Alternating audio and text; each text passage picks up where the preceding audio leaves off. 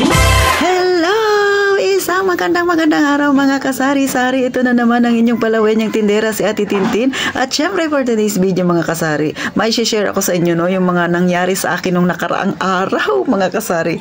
Hindi ko alam kung sa inyo na-experience niyo yung ganitong kalagayan ng isang may tindahan. Pero minsan hindi talaga maiiwasan yung ganitong problema ang dumadaan sa atin. Gusto mo bang malaman kung ano itong aking ichichismis mga kasari? O kung syempre sa ating problema ang kinakaharap ng mga tindera-tindera?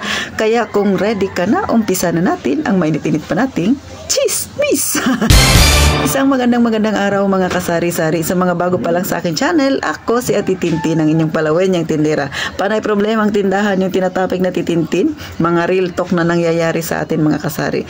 So ito na nga nung nakaraan, meron akong customer na hindi ako ganun ka-familiar sa kanya. Pero syempre dahil dito na siya panay bili sa akin, hanggang sa naging kilala ko na yung pagmumukha niya. Sa pangalan hindi ko siya kilala, sa mukha lang siguro mga straight na gano'n na bumibili sa akin. At sabi niya nga sa akin, ate, pwede ba ang ibayad ko sa iyo ay GCash? So ayoko sana kasi nga mas kailangan ko yung cash. Pero dahil nakiusap mga kasari, so sabi ko na lang sa kanya, sige, okay lang ba sa iyo na mag-charge ako ng 5 pesos? O, sabi niya okay lang daw. Ops, bago mo ako pagtaasan ng kilay, mga kasari, FYI lang dito sa amin mga kasari, yung mga kagaya kong may maliliit na tindahan, hindi pa talaga halos karamihan ay tumatanggap ng GCash na bayad. Usually cash in cash out lang. Kasi nga mas need namin yung cash. Sa mga may malalaking tindahan, yun tumatanggap na mga kasari. At saka pag bibili ka sa mall, tumatanggap ng GCash kapag nagbabayad ka. Pero yung mga small time na kagaya ko, kadalasan cash to cash talaga. And then syempre yung aking pinapaloadan ng aking binebentang load mga kasari, kapag ako ay nagbabayad ng GCash din, may charge din na 5 pesos. So doon ko nakuha yung mag-charge ng 5 pesos kasi nga hindi pa talaga ganun dito sa amin na pagka maliit ang tindahan ibabayad mo GCash. May tumatanggap na pero iilan pa lang, kadalasan cash talaga yung need. Pero syempre, dahil nagkaintindihan naman kami ni customer, pumayag siya na GCash yung ibabayad niya sa akin at magcha-charge ako ng 5 pesos, ay wala namang problema sa naging usapan namin. So ito na nga, isang linggo na panay ganun, panay GCash yung kanyang binabayad sa akin. And then, dumating yung time na siguro naging medyo maganda, na yung samahan namin, mga kasari, na medyo, syempre, familiar na kami sa isa't isa. Yung kasama niyang isa, kilala ko rin sa mukha. Sabi niya, te, pwede bang kumuha ako ng sigarilyo at saka tubig? So, umaga siya kumuha. Ang sabi niya sa akin, sa hapon daw niya babayaran. Sabi niya, kasi wala pa din yung kasama ko. GCash din yung aking ibabayad. So, sabi ko sa kanya, hindi ako nagpapautang. Sabi niya, te, hindi naman ako mangungutang. Mamayang hapon na lang. So, syempre, sa titintin, madali naman akong kausap. And then, syempre, dito sila nabili sa akin. Kaya, pumayag ako. So, yun yung malaking pagkakamali ko. Pumayag ako na hindi ko siya kilala. Dahil lang, pinayagan ko kasi nga, familiar na ako sa kanya. Sabi niya, diyan lang naman ako sa unahan nagbo-board. Yun ang sabi niya sa akin. So, sabi ko naman, sige. Pero ngayon lang to. Pero ayun, ako talaga ayaw kong magpautang. So, yun na nga. So, mga bandang 9 or 10 yata siya kumuha sa akin ng isang kahang sigarilyo at saka tubig na 1 litro. So, ang babayaran niya sa akin ay 220. Eto na ngayon, dumating na yung hapon, mga kasari. Wala akong nare-receive na GCash payment. And then, syempre, dumating na yung kinabukasan. Hindi pa rin nagpapakita sa akin yung nangutang. Ito na. Di ngayon, mayroon akong, hindi ko sure kung kakilala ba nila yung sinasabi ko doon sa isa ring bumibili sa akin. Pinagtanong ko sa ilan kong customer. Sabi nila, hindi raw nila kilala. So sabi ko, eto na ngayon, nautakan na ang tindera ninyong si Ate Tintin, 220. Diba? So sa mga may malalaking tindahan, ay okay lang sa kanila yun, yung 220. Pero sa akin, na may maliit na tindahan, abay malaking halaga na yun, mga kasari. So na-stress na ako kasi 2 days nang hindi nagpaparamdam sa akin. So, ang ginawa ko, dahil nga familiar na ako sa GCash number niya, mga kasari, hinanap ko sa phone ko, kasi siya lang naman yung madalas na nagbabayad sa akin ng GCash na pagka may binibili sa tindahan ko. So tinext ko ngayon, una nagparing muna pala ako, pinaring ko yung kanyang cellphone. So nakatrice na paring ako, hindi niya sinasagot. Sabi ko, ito na ngayon, nautakan na talaga ang inyong palawin niyang tindera. So, mainit na ang ulo ko.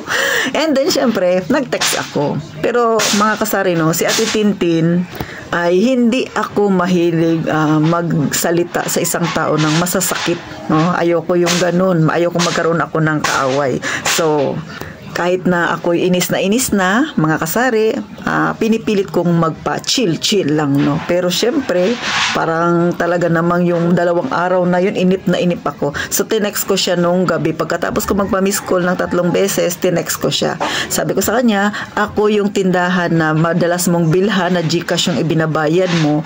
Kako yung kasama mo sa akin ay kumuha ng item. Din sabi niya, ikaw daw yung magbabayad. Ganon sabi ko sa customer ko. Kasi hindi ko alam kung magkapatid ba sila, no?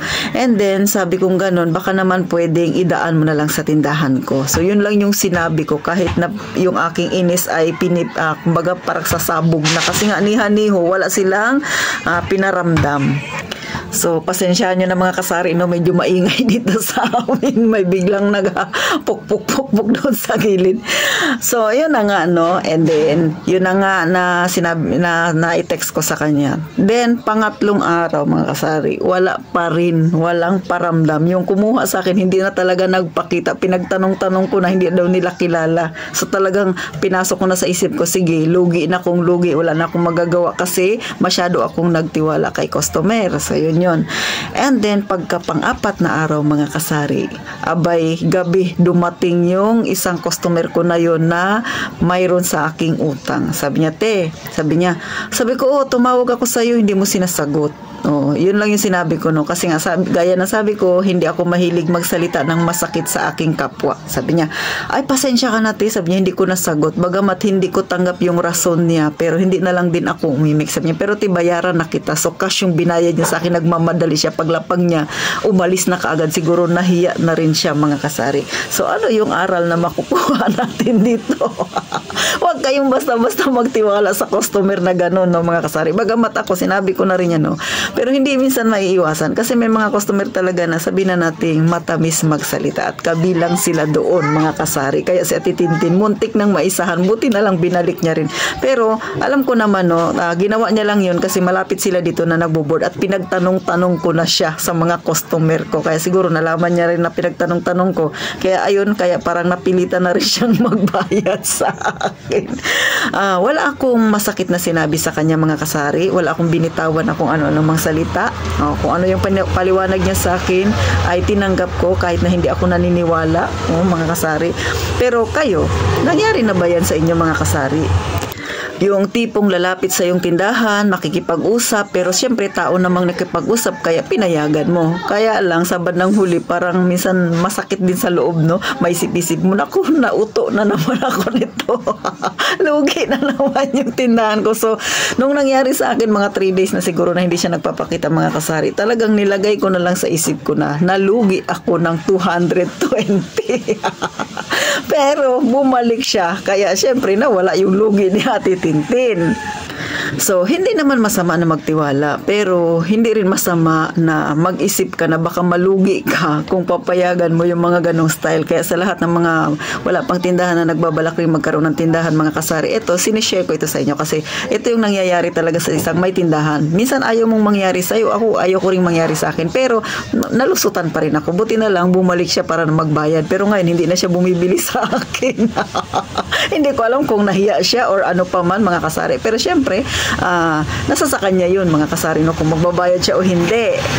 Pero isa sa natutunan ko na aral, huwag basta-basta magtitiwala, no, mga kasari, kahit pa madalas na sa'yo na bumibili. Sa akin kasi madalas na siyang bumibili pero hindi ko siya kilala, no, sabi niya lang dyan lang daw siya sa unahan na nagbubod. Pero yun yung isa sa natutunan ko, huwag basta magtitiwala, no, kahit sabi nating maliit lang naman yung inuutang niya. Sa totoo lang, ayaw ko sanang bigyan kasi hindi naman pagkain yung kanyang inuutang, sigarilyo at saka yung tubig. Pero dahil nga syempre pakikisama minsan sa isang customer, dahil nga dito siya bumibili, yun yung nasa isip ko. Kaya minsan, tayong mga may tindahan, no, kahit anong ingat natin ay nangyayari yung ganun. Kasi nga minsan sa larangan, sa tawag na sinasabi nating pakikisama. Kaya sa lahat ng mga wala pang tindahan na gustong magkaroon ng ganitong negosyo, mag-iingat kayo.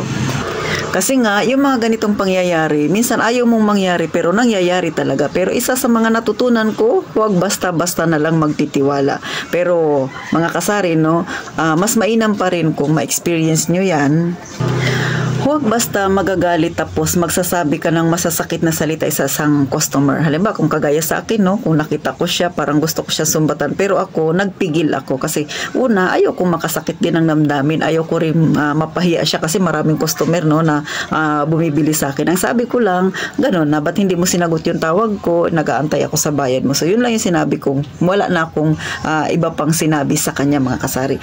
So, kasi kung magsasalita pa tayo ng masakit sa kanya, mga kasari, baka mag-encourage din niya ng ibang customer na wag nang bumili sa'yo. Tandaan, nasa larangan tayo ng pagbibenta, kaya kailangan mahinahon tayong palagi ng mga tindero at tindera. So, paano? Hanggang dito na lang ang inyong palaway niyang tindera. Magkita tayo sa sunod na vlog na Titintin. At gaya nga ng palagi kong sinasabi na muntik ng madali si Titintin, mag-iingat tayong palagi, mga kasari.